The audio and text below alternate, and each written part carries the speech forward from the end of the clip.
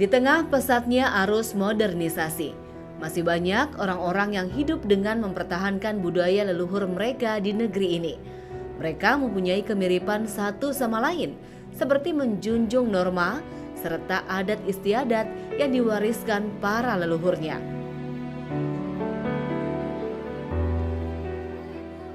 Menolak penggunaan alat-alat elektronik dan modern dalam keseharian mereka, dan juga memiliki rumah-rumah adat yang masih terjaga keasliannya. Letak pemukiman mereka biasanya jauh dari hiruk-pikuk kota. Karena inilah, pemukiman mereka pun mencuri perhatian.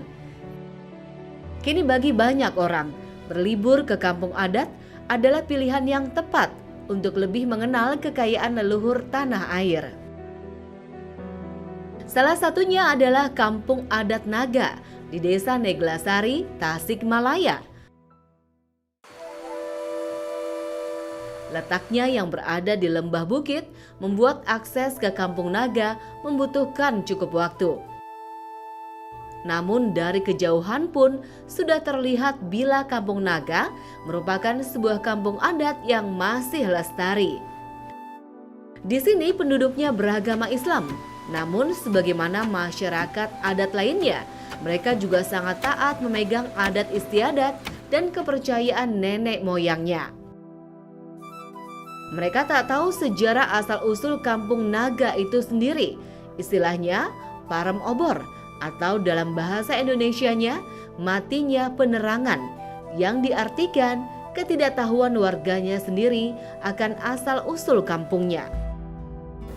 Menurut orang tua, ini memang dulu ada dokumen atau tulisannya dari leluhur yang diwariskan kepada ahli warisnya atau kepada lembaga adat yang disimpan di Bumi Ageng.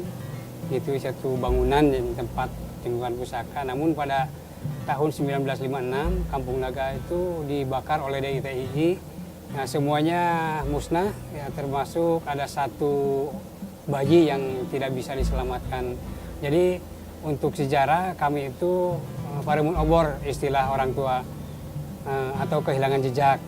Dan bagi kami sebagai ahli warisnya, sejarah itu tidak begitu penting.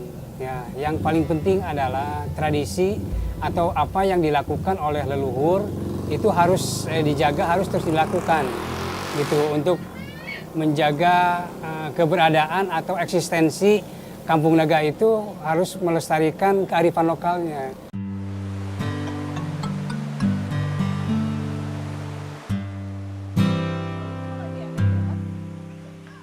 Seperti kampung adat lainnya, rumah-rumah di Kampung Naga juga berbentuk seragam.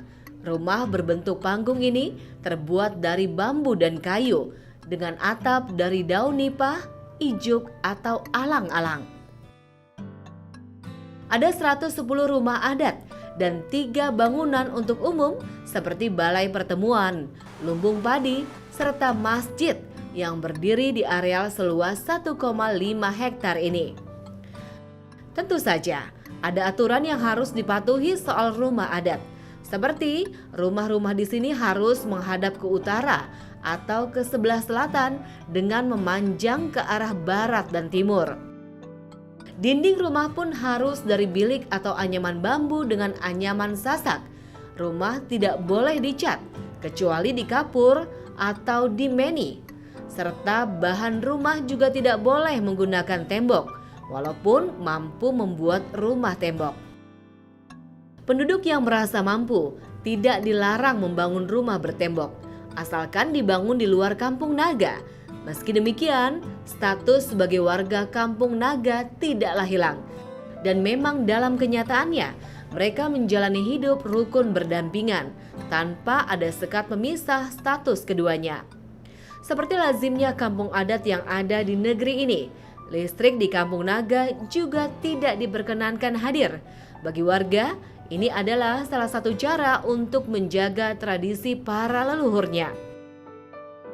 Untuk listrik itu bukan hal yang tabu, tapi itu salah satu upaya untuk mempertahankan adat dan istiadat. Karena kami khawatir kalau dengan adanya listrik nanti semuanya akan berubah, ya akan susah untuk dikontrol, gitu ya. Kehidupan dan segala macam itu akan susah dikontrol. Meskipun warga Kampung Naga sekarang membutuhkan listrik.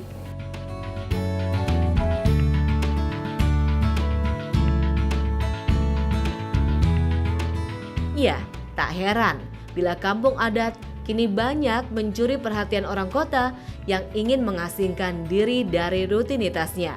Kembali ke alam dan tradisi lokal justru memberi kebahagiaan dan ketenangan.